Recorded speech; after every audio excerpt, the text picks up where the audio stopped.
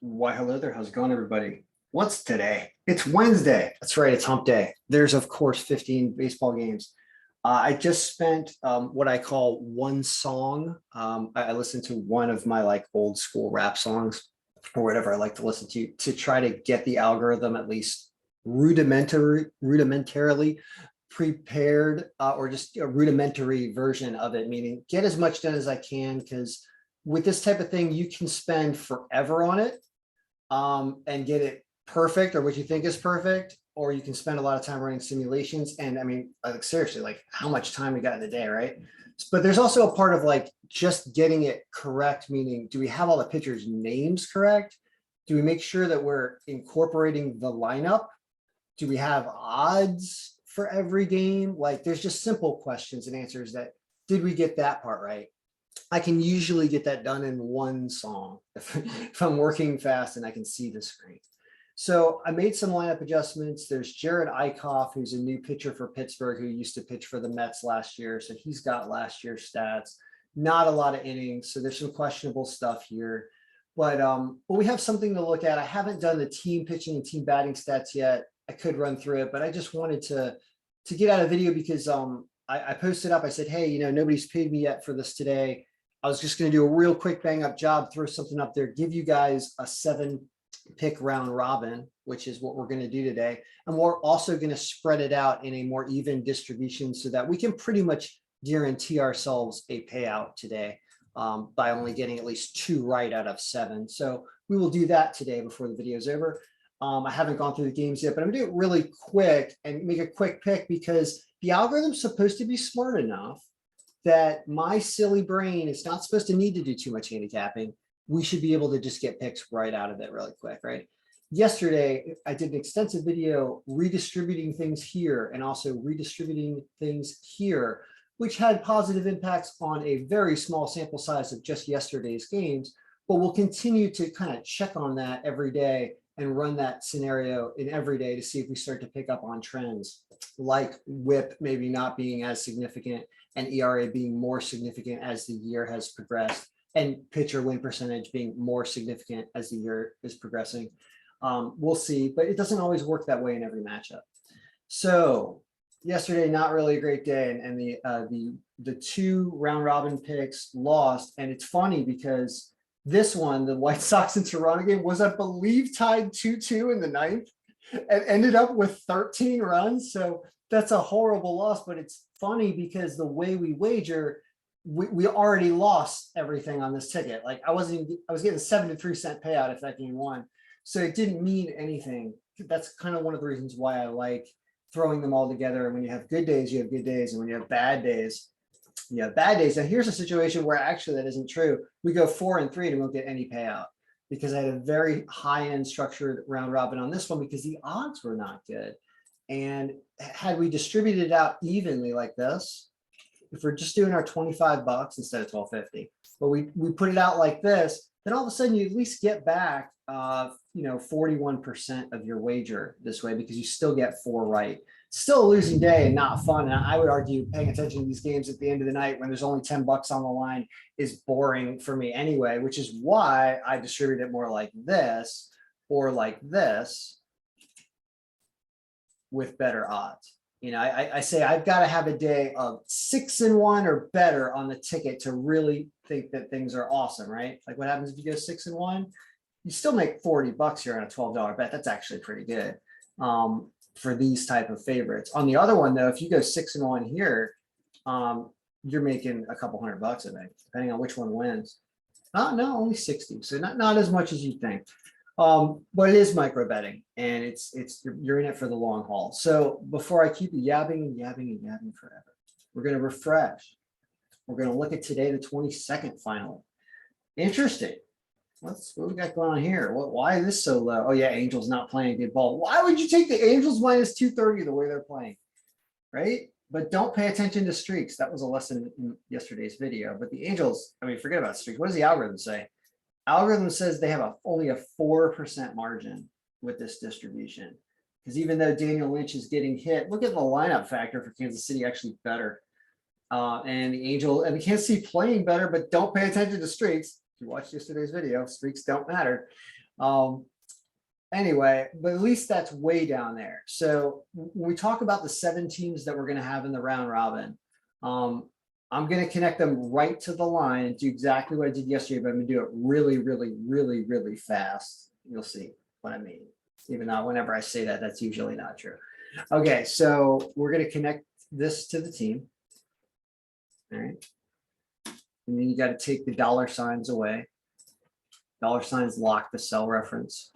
We don't want to lock the cell reference. We want to bring this down for 7 teams. We want to do the same thing with the line, which is right here. And of course, these lines are going to be different if you actually try to go on and bet them. So we're doing a simulation of a bet, and I may or may not make the same bet, but this is the one we're keeping track of for whether or not this is profitable enterprise. Unless somebody finds a completely different line, by the way, that's way off from what it is, I'll change that retroactively if it's not accurate. Actually, all these are going to be wins, so we don't have to worry about this part. All right, so we're going to pretend that they're all wins. If we take the top 7 teams that are on the list right now, that pays 8-1, $248. All these are favored lines. Well, are all those good teams? We are going to, this is how quick we're going to do this, right? I remember saying I don't like the Angels in their line. So that means the Angels come off of this thing. LAA is not going to be on here. Let's go top down. Dodgers. Dodgers covered and won yesterday. Dodgers are playing a bad team in Cincinnati. It says they win. It says -154. Tyler Anderson is also 8-0. How many 8-0 pitchers they have? That's thunderstorms coming in the nation's capital, feels like outside if you hear that. All right, so this looks excellent. Only -154. There's an argument to be made to take them -1.5 because they are on the road. That line, you could call that 100, all right? So, I mean, you've got options, right? I would say that is such a strong pick that if you're not going to do a secondary round robin with the Dodgers -1.5, then you do the Dodgers. Sorry, you do the Dodgers -1.5 basically, and you take a better line of, let's call it 100, right? So either one of those is acceptable. I'm going to call them both the round robin picks, and we'll compare how both of them did at the end of the day. But if you're going to do one, you may as well take them -1.5 because they're on the road and they're supposed to crush that game. So there's that pick. What's next? The number 2 that was on here is the Cubs in Pittsburgh. I refuse to take the Cubs. And here's a good reason why. We're using this distorted pitcher stat for Jared Eichhoff because it's his first start with Pittsburgh. And the Cubs are playing terrible, regardless of what streaks are. I've lost money on the Cubs the last 2 days. I refuse to take the Cubs. So that's me arguing with the algorithm. So watch the Cubs crush it because the algorithm's always right. Yankees and Tampa Bay. Yankees, I do like. I said the L word. That's scary. But look at this game. 5-1. -140. Only 8 innings pitched for Shane Baz, though. I remember the Shane Baz situation. He was weird. How about last year? He's much better last year, and this is a much closer game and a 15th pick. Yikes. But Jordan Montgomery pitching well, man. Well, if you leave 2022, then he's in there. At only -140 and the Yankees playing great ball, I'm willing to keep them on there as the lightning strike. That's a lightning striker, so maybe they'll win. So we're leaving this on here. So this is okay. Yankees to win. Boston -130. Where are you, Boston? Bastard is right here against Detroit. Says they win 5-3 again. We got the score almost exactly when I passed up on this game yesterday. Here, you've got no reason to deny Michael Wacha's good pitching. Even though Tariq Skubal is also pitching well, Wacha's pitching well, and they're at home. It's only -130. Yeah, that's also staying on there. So that is okay. Philadelphia. Gonna make me play Philadelphia. Let's take a look. Philadelphia is against Texas. Texas crushed them yesterday. Says Philly today, though, because Zach Wheeler, better pitcher. John Gray, not so much. Philly's still playing good ball on the road, -135, 12% margin. Well, Um, algorithm says yes. Algorithm says more than a couple runs. You can't deny any of that, so you're going to leave them on there.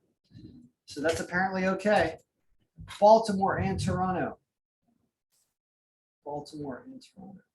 It's really come down rain-wise. So Baltimore and wait a minute, Baltimore, Toronto. Was it Baltimore, Washington? Baltimore, yeah. First Baltimore. Baltimore, Washington. It's raining outside. I wonder what RotoWire says about that. This game's supposed to happen at 7. There's a 26% chance of rain. I've not updated the Google Sheet because I just didn't have time, but obviously I will because people have answered the call and paid me. 27% rain here in Pittsburgh. Also, another reason not to play that game.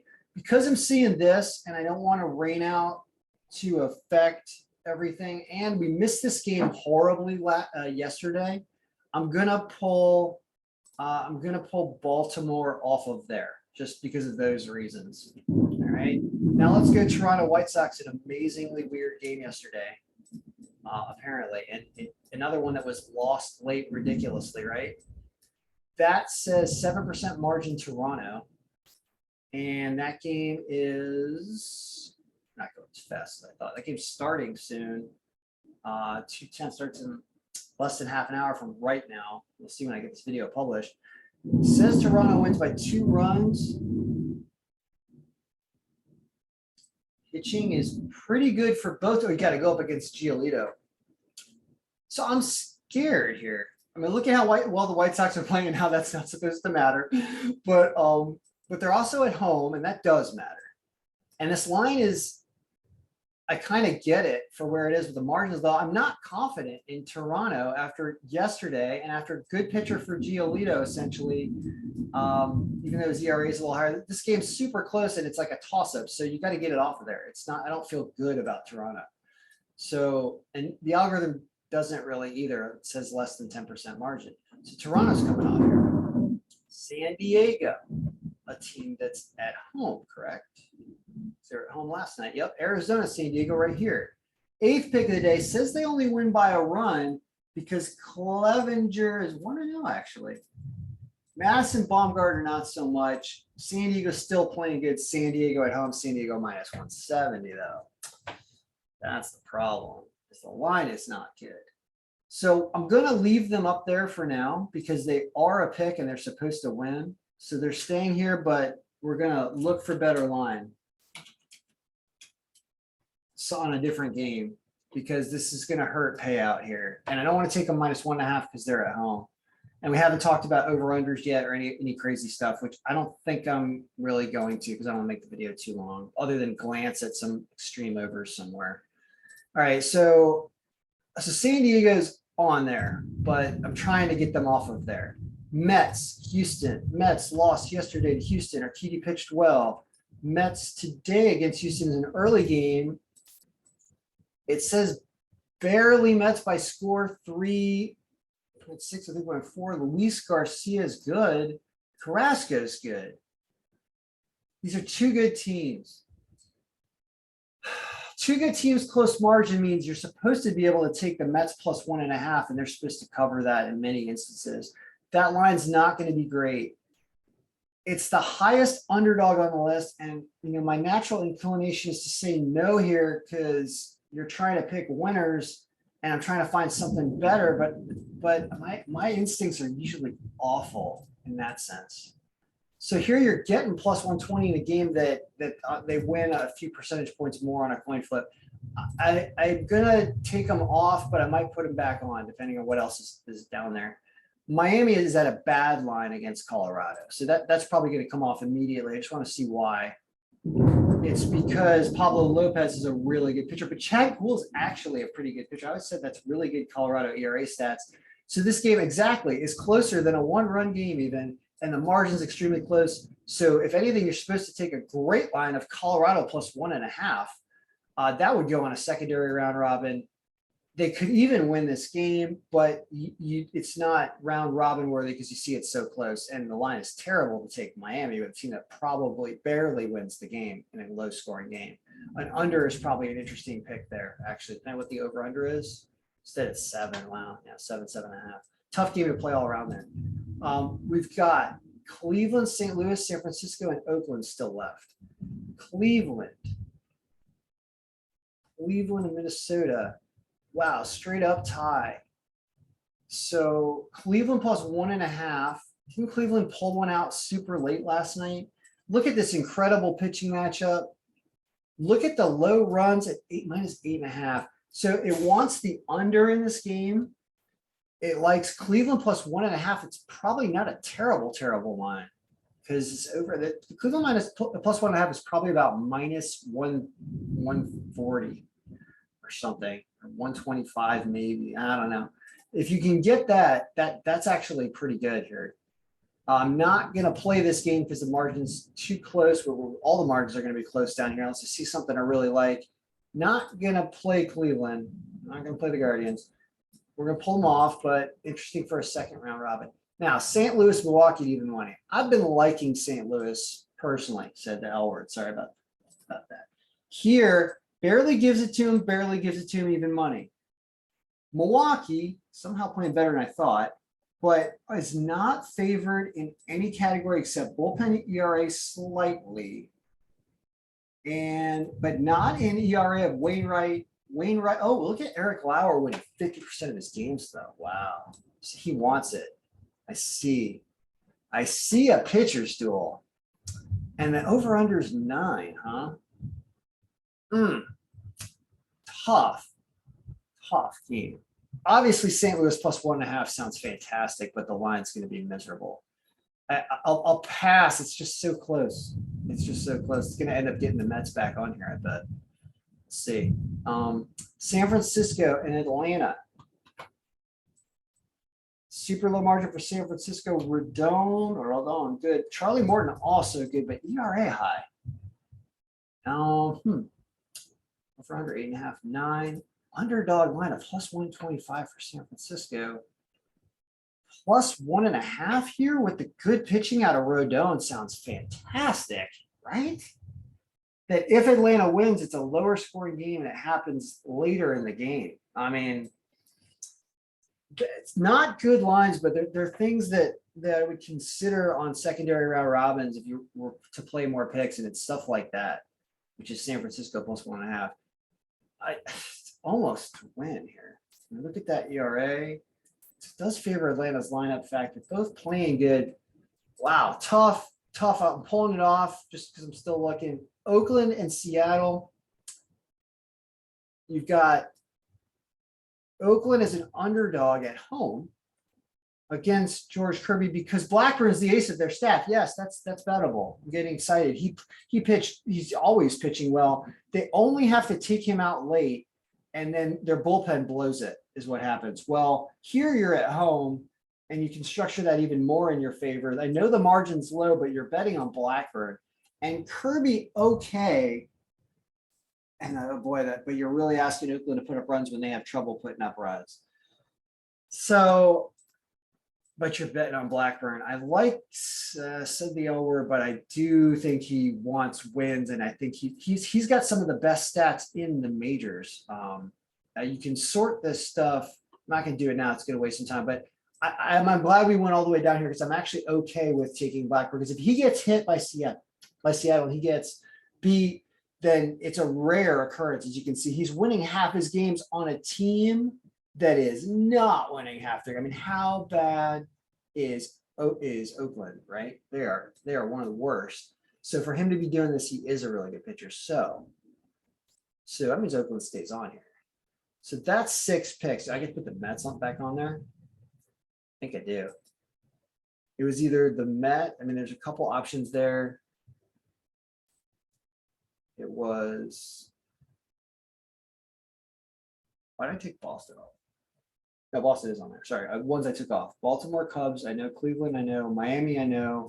Angels, I know. It's the Mets that can go back on. San Francisco, yeah, I think the Mets are going back on. So you get 2 underdogs there, and the Mets game is me kind of throwing an extra on there I like that isn't as strong as basically all of the other ones. All right, so now looking at your round robin, assuming you get the Dodgers minus 1.5 here. Let's be clear about that. because they're the number one pick of the day. You're trying to get paid. They're the number one pick of the day, so they're supposed to win and supposed to cover. So and they're on the road, so all those factors make it okay to bet that. And if they only win by one, so be it. But you got to try it in this instance. 2 underdogs. Look at that. 25.50 pays 339.16. Okay. That's on the even distribution of get this stuff out of the way. Like this. So that's on this even distribution of your 25 bucks, right? Well, you can also weight it in different ways. This is the one I will normally do and multiply this all by 2. You'll see in a second.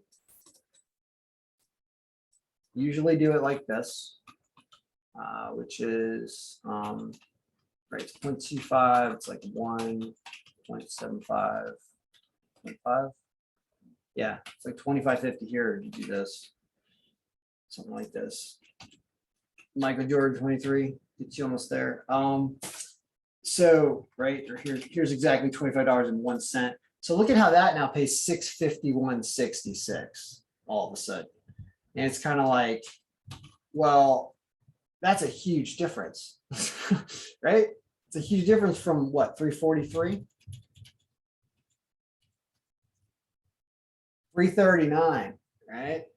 So I'm tempted to continue to do what I've been doing, which is essentially this.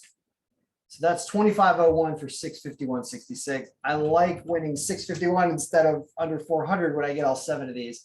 Now, what's going to happen with this is now if you go 4 and 3, you're going to lose basically everything, right? If you go 4 and 3, if you go 3 and 4, you definitely lose everything. If you go 4 and 3 and you accidentally catch the Mets, you only get $3 back. You've got to go 5 and 2 to be even, and you've got to go 6 and 1 or better to make money. But if you go 6 and 1 or 7 and 0, you start to be way up. Because right now we're down $50 over the first 2 days, betting $25 a day. So here is your $25 exactly bet right there for 650 bucks. It's these teams. We got through the video. Good luck, everybody. I'll be posting stuff in the Google Sheet. Thank you for this. You sent me money. And if you have a good day, or if you appreciate what I'm doing and want me to continue to do these videos, then absolutely send it over. There are ways to do it. Right. Good luck. Your picks. We win.